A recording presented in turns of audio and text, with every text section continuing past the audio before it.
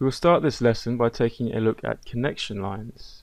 Connection lines, these give us shape control, allowing us to match profiles, specifically when we are performing lofts, drive curve lofts or bi-rail lofts with mixed profiles. So let's create a new file to demonstrate our connection lines. So we are used to creating ring shanks with the same cross-section shape all the way around, so matching profiles, and these will often loft without a problem. But if we use mixed profiles or even just much more complicated profiles, we may experience trouble with our lofting commands. So let's bring in some mixed profiles.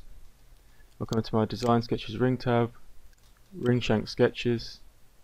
At the top I'll place a 5-sided ring shank sketch. Confirm. Reperform the operation. At the bottom I'll place a half-round ring shank sketch.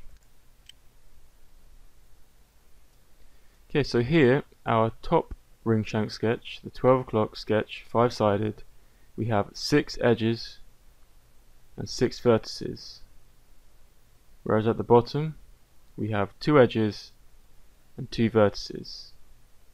Let's just change our dimensions here quickly.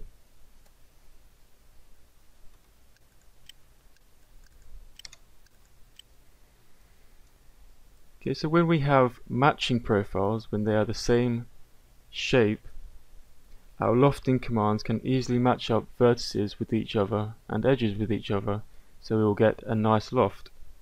But when we have differing sketches, like here, we may have to help the command along to get the results that we want. And to do this we use our connection lines.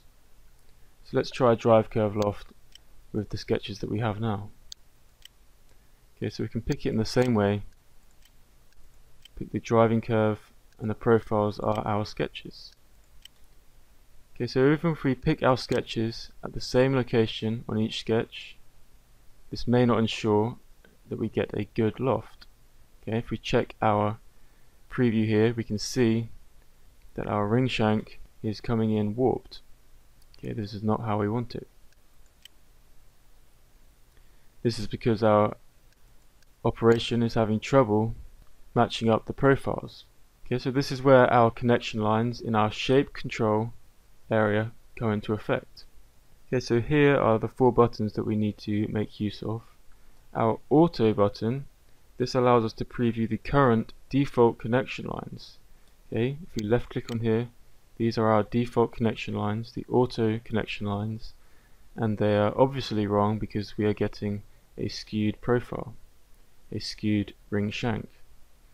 Okay, you can see how our connection lines are working. They connect vertices, corners, in our different profiles to one another. Okay, so this vertex on our lower ring shank sketch, if we follow the connection line, is connected to the lower left hand corner of our top ring shank sketch. Okay, and this is probably the connection that we do want. And by the looks of it, our left hand side is looking good. This is our right hand side that is not quite right. Okay, and we can see from here that the corresponding corner, lower right hand corner of our top sketch, follow the connection line, is not connected to the lower right hand corner of our bottom sketch. Okay, so we need to modify this. We need our connection lines to be connecting the correct vertices to one another, the corresponding vertices. Okay, so we need to delete all of these current connection lines. To do this, we use our delete button. Left click. You can then just window pick all of the current connection lines, confirm the deletion, and they're taken out. And then we can use our add button. This add button allows us to add one by one new connection lines. So if we left click, okay, this is coming in correct, top to bottom. It's matching up our vertex here to the corresponding one on our bottom sketch, which is what we want. So when we see the preview we want, left click to place it there. Let's come over to the other side. It's doing corner to corner, which is what we want again. Left click to place that in. Okay, and our ring shank seems to have been straightened out by just using those two connection lines. Let's confirm the operation.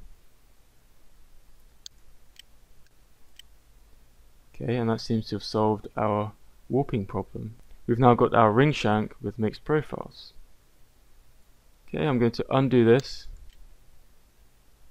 come in with the drive curve loft again, just to show you something different. Pick our sketch. Okay, so in the case where we obviously know something is not right about our lofted shape, we don't need to come in by pressing auto, then deleting our auto lines, and then adding in our connection lines. We can simply come in and add in our connection lines straight away. Okay, we don't need to view our auto lines and delete them. So if we select add, we can try and add this corner first. Okay, you can see that it is not matching up or connecting our corresponding vertices. Okay, so we'll left click to place it anyway. Confirm the operation. Okay, so our connection line is not positioned how we want it. We want this point here to be on our vertex. So we can come in and use our modifier. Left click to modify. Pick the connection line you want to modify. Left click. And then we can specify the new point. Okay, the new point we want to be at the vertex. Left click to place it.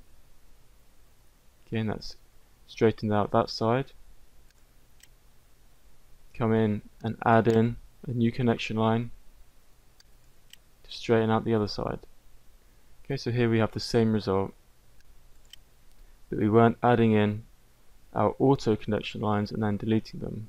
We came in straight away and just added in connection lines, and then you saw how you can modify the position of the connection lines. Confirm the operation. Okay, so that has sorted out our mixed profile. Okay, we can also use our connection lines not only to correct misshapen lofts, but also to create interesting shapes. Maybe we don't want our profiles to match up perfectly. Then we can use our connection lines to match the points on each sketch that we want to flow between.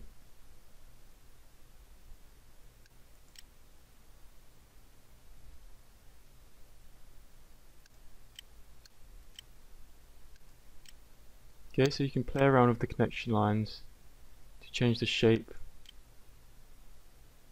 of your loft.